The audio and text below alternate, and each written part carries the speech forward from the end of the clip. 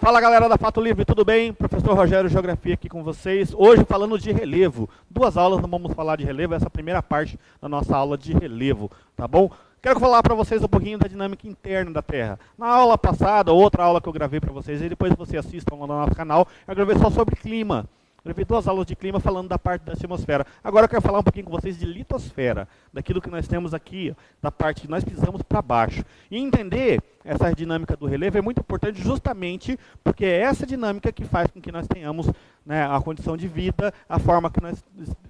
tudo aquilo que nós temos em casa hoje. Se você observar, o seu celular, a sua caneta, a parede da sua sala, a sua televisão, a sua roupa foram formados por elementos que estão, de certa forma, ligados à terra. Tá? Você precisa do animal que você come, se alimenta de quem é carnívoro, né?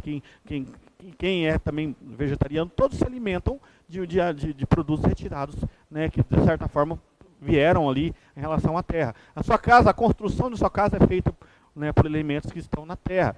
O seu celular é feito por várias ligas diferentes que estão na terra. Então, se você observar, a gente tem que entender um pouquinho esse contexto, né, de todas essas dinâmicas que nós temos dentro da Terra. Como, por exemplo, o que é sabe, uma erupção vulcânica, o que é um terremoto, o que é tectonismo, o que é vulcanismo. Então, vamos falar um pouquinho de cada um desses elementos, tá bom? Começo aqui falando com vocês de tudo aquilo que era, da forma que era a Terra. Antes, a Terra, certo, era uma organização só, um grande continente, certo, que nós chamávamos de Pangeia. Esse grande continente, certo, a prova disso é que você tem, por exemplo, animais muito parecidos em várias partes do mundo, como, por exemplo, o leão felino, que está na África, a onça pintada, certo, o nosso felino aqui, os tigres da região da Ásia. São todos baseados ainda na mesma... certo? No mesmo tipo de animal, felino, só com diferenciações em relação à pelagem e a adaptação que teve. Por ser tudo um continente só, você tinha ali dentro desse mesmo espaço, certo? Possibilidade de vegetação, de fauna e flora, tudo parecido. Certo? Conforme, né, você vai tendo uma movimentação, os continentes começaram a derivar, justamente por algo que nós chamamos de placas tectônicas. Então, a teoria da deriva continental ou das placas tectônicas, ela fala que a Terra ela é toda fraturada, certo, na sua crosta, e essas fraturas fazem com que elas se movimentem em várias partes e continuam se movimentando até hoje. Se você pegar o Brasil encaixa na África, encaixa. Se você pegar a Índia, ela encaixa na África, ela encaixa. Se você desceu a Europa junto à África, também. Então, a prova é que tudo começou ali na região da África e depois se expandiu e se separou. Tá? Isso foi muito tempo estudado e o alemão Alfred Wegener foi a pessoa que estudou e colocou essa teoria como a Terra realmente fosse fruto de uma derivação. E aí o exemplo aí como era a Pangeia, com todos os continentes juntos, depois a primeira, né, mudança norte e sul, que criou a Laurásia e a Gondwana, e o mundo que está hoje, o mundo moderno, da forma que nós temos a divisão dos continentes. Tá? E aí, nessa teoria, como falei para vocês, a Terra é composta por imensos blocos, que são essas placas, né, que elas continuam flutuando ali, certo, num fluido pastoso, dentro da segunda parte da Terra. Nós temos três camadas da Terra: crosta, manto e núcleo. Esse manto, certo, um elemento pastoso chamado magma, que é rocha derretida, né, com mais outros minérios de composição, e isso ali faz, com a movimentação dele, faz com que você tenha, certo, uma mudança em relação às partes que tem aqui em cima da litosfera. E, certo, essa flutuação em cima do magma, que eu crio os abalos sísmicos, que eu tenho o vulcanismo, que eu tenho as cadeias montanhosas, o surgimento de geysers, né, e outros fenômenos ligados à Terra, que estão comprovando que realmente existem placas tectônicas e derivas continentais. Tá? E aí, aqui no mapa aqui de vocês está a divisão geralmente das placas. A setinha mostra o sentido que cada uma dessas placas estão se movimentando. Então, você tem aqui no Oceano Atlântico, certo, dois movimentos de placa. Na parte sul aqui do nosso país, do nosso continente, da América do Sul. Um vindo, certo, em direção ao Oceano Pacífico, à esquerda, e outra placa vindo, a placa número 3, a placa de Nazca, pressionando aqui a região, certo, do Chile. Então, por que nós não temos terremoto? Porque se você observar, só pode ter movimentos de grandes abalos né, ligadas ao tectonismo em cima do encontro ou da separação dessas placas. Tá? Então, segundo o VERJ, né, nós temos toda essa movimentação aqui de placas que se derivam 1, 2 centímetros ainda ao ano, ou um pouquinho menos do que isso aqui. E aí os principais agentes que formam esse relevo baseado nas placas tectônicas, nós chamamos, né, de elementos endógenos ou exógenos. Tá? O tectonismo, ele corresponde aos movimentos que alteram a forma de como que essas rochas estão. Então esses movimentos são causados no interior da Terra, mas com reflexos no exterior. Daqui a pouco eu vou falar de abalo sísmico, vocês compreendem essa situação.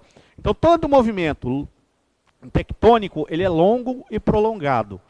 Tá? Então muitas das vezes esse movimento é imperceptível à parte nossa aqui, a crosta. Esse movimento ocorre ali acima do magma, nas primeiras partes do encontro do magma com a crosta terrestre.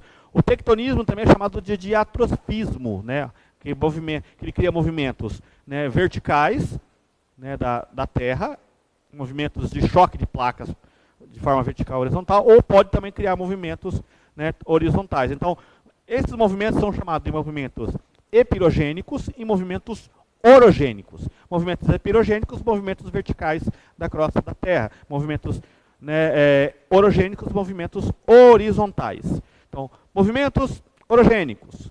Tá? O que ele faz? Ele cria chamado levantamento, sorgimentos da crosta terrestre. Então, cada vez que você tenha um movimento, né, de placas que tendem a converger, tá, você cria ali uma elevação no que está no relevo para cima. Então, a epirogênese, ela vai fazer o quê? Provocar o rebaixamento dos litorais, da evasão do mar. Ele pode só erguer ou rebaixar leito de rios, né, que ele vai subir ou vai descer.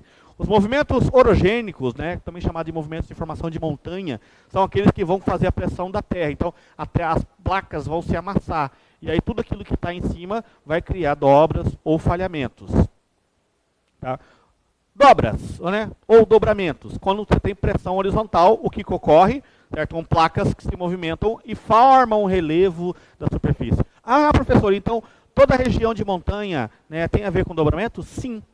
Tá? Você tem ali toda uma movimentação de placas que milhões e milhões de anos se movimentaram, criando toda essa diferenciação, essa movimentação. Então, quando você olha o morro, como o Santo Antônio, aqui perto da gente, ou a Serra São Vicente, são um movimento de dobra que movimentou tudo isso aí. Então, você tem lá, ó, Cordilheira dos Andes, aqui próximo da gente, né, que é a placa sul-americana de Nazca se apertando. Né, você tem Cordilheira dos Alpes na Europa, Montanha Rochosa na América do Norte, o Himalaia na Ásia. Tudo são elementos de quando duas placas se encontram de forma horizontal. Falhamento é aí quando uma placa se encontrou com a outra e ela fez o quê? Ela, em vez de ela amassar, ela quebrou. Todo o elemento quebrou. Então ela subiu ou desceu. Certo? Então você tem exemplo aí, uma falha normal, uma falha reversa, certo? Uma falha horizontal, né? Uma falha de tipo grabbing, que cria duas movimentação. Então, a falha você encontra com o aspecto de como fosse um paredão, como se de repente tivesse tido uma quebra, né, e aí aquela estrutura falhou e criou uma diferença entre essa entre o lugar A e o lugar B. Tá? Então, vários paredões você tem, exemplo como Serra do Mar, né, Vale da Paraíba, no Brasil, Serra da Mantiqueira, com exemplos que você tem de falhamentos. Abalos sísmicos, né? Abalos sísmicos ou terremotos são manifestações do movimento da crosta terrestre. Quando as forças tectônicas assuram de área prolongada em rochas duras, elas se fraturam, causando deslocamento. Então, pensa só, uma placa A e uma placa B, elas se encontram. Então, elas começam a buscar espaço em cima do outro. De repente, a placa B quebra. E isso cria-se uma onda de choque, né? Porque ela teve um movimento, e essa onda de choque ela vai se expandir, certo? Da área inicial para a área, né, mais próxima da serra. Quando você tem ali o choque, né, onde teve aquela fratura, ali, você tem ali ele chamado o hipocentro, quer dizer, o lugar onde a crosta rachou. E aí, cria-se essa onda de choque que chega a crosta lá em cima, na superfície. Quando a parte inicial, que começa, né, o terremoto, é chamado de epicentro. Então, onde o terremoto é assistido com maior intensidade. A escala mais conhecida é a Richter. né, que ela vai até 10 graus, indicando que um terremoto 1 para 2 significa que o 2 é 10 vezes mais forte do que o primeiro. Tá? Então, um terremoto na escala 7, ele significa que ele é certo, quase 70 vezes mais forte do que o grau 1, que ocorre muito, mas ninguém quase sente. Né? A Mercalli coloca a dividida em 2. O Brasil não tem terremotos de grande magnitude justamente porque nós não entramos no encontro dessas placas. Mas nós temos, sim, acomodações de terreno que geram tremores. Inclusive o Mato Grosso, ano passado, teve em Barão de Melgaço, já tivemos, se não me engano, em Santa Rita do Trevelato e em outros lugares do nosso estado, que mais é não exatamente movimentação de placa, e sim acomodação de bacias sedimentares. Tá? O vulcanismo, ele é ali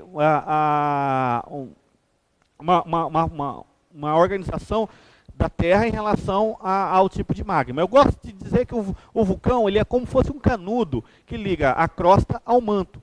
Então ali vai ter todo um cone vulcânico, né? E aí o magma, o que ocorre? O magma ele fica, né, dentro de uma dinâmica aspiral, dentro do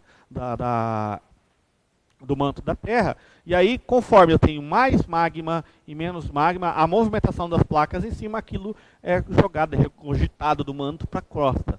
Tá? Então ele acaba criando o quê? Ele é uma matéria líquida, né, que é chamada de lava, e aí ela vem ali com a temperatura entre 600 graus a 1200 graus. É rocha líquida, certo? E aí ele acaba jogando isso de forma também líquida, em forma sólida e em forma gasosa. Então os gases ali da produção, como o enxofre, é muito comum nas áreas de vulcão. Tá? Toda essa matéria, né, gasosa é formada por gases resultantes das combustões químicas, vapor d'água. Então, eu tenho lá amontoado de pó, de cinzas, de lava, né, eu tenho toda uma movimentação disso aí. Conforme o vulcão ele elimina, né, o vulcão nem sempre ele é pelo cone que ele elimina, então ele pode criar dutos laterais de expansão, né, para a expulsão dessa lava. Também, por isso que se fala que você não pode escalar um vulcão em erupção, porque de repente a parede dele pode ser fragmentada e dali surgir lava também. Tá? Muitos de várias ilhas que a gente conhece e vê no Oceano Pacífico é formado por erupções vulcânicas de vulcões que às vezes não tiveram cone, mas foram erupções vulcânicas que ocorreram no mar. Então pensa só, de repente tem uma área de vulcão oceânico, dentro do mar.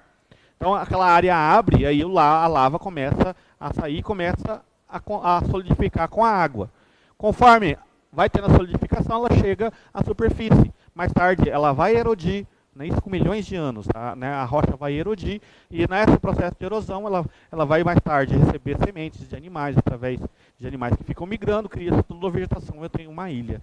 Então uma ilha, gente, não é só um pedacinho de terra cercado de água de todos os lados, né? Uma ilha é um processo criado principalmente por erupções vulcânicas, tá bom?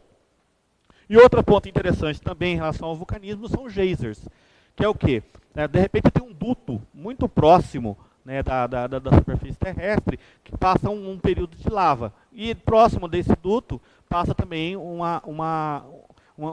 grande lençol freático. Tá? O que acontece? A lava aquece a água vai entrar dentro de um processo de pressão no bolsão que ela está e ela é jogada para fora com força. E são os geysers. Tá? Wyoming tem um bem interessante também. Aí o exemplo aqui do vulcão. Então eu tenho aqui, certo, a cratera, quer dizer, onde que a lava sai. Eu tenho, né, o cone, que é o caminho entre a crosta e o manto para poder a lava sair. Eu tenho também, às vezes, né, esses cones laterais, que vai buscar outras partes disso aí, e a câmara magmática, onde fica ali retido a força do vulcão em jogar isso para cima. A pressão fica ali na câmara magmática. Já o geyser, vocês estão vendo que é uma área que eu tenho vários calores, né, provocados por uma área de vulcão. Tá? Que não está externo, não tem cratera. E a água é aquecida e é jogada para cima. Vamos aos exercícios? A montanha se ergue acima do chão, sendo o chão. Quando o sol se põe, estende-se a sombra sobre a terra, sendo a terra. Os seus pés, o horizonte, se antecipa.